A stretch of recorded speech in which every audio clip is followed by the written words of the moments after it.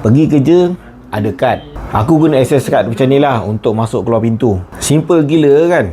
Tapi masalahnya zaman sekarang ni bang, semua benda boleh QR je. Buat apa nak bulky bawa wallet pergi makan. Beria nak bawa wallet tengah hari pun tak guna. Yelah, dalam tu cash tak berapa nak ada pun. Sama je lah macam dalam bank. Jadi aku pakai je benda lah yang macam ni. Slot belah belakang ni tak payah takut sangat. Agak-agak nak keluarkan kad dia, kat belakang ni dia dah siap buat lubang.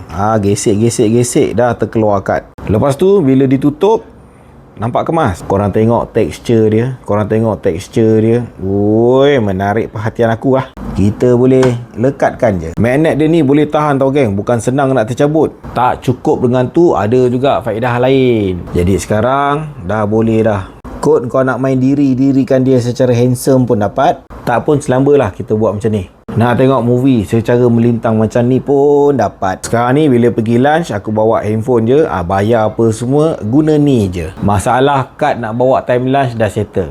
Sekarang ni masalahnya duit tak penuh-penuh dalam wallet, duit tak penuh-penuh dalam bank. Itu macam mana nak settle?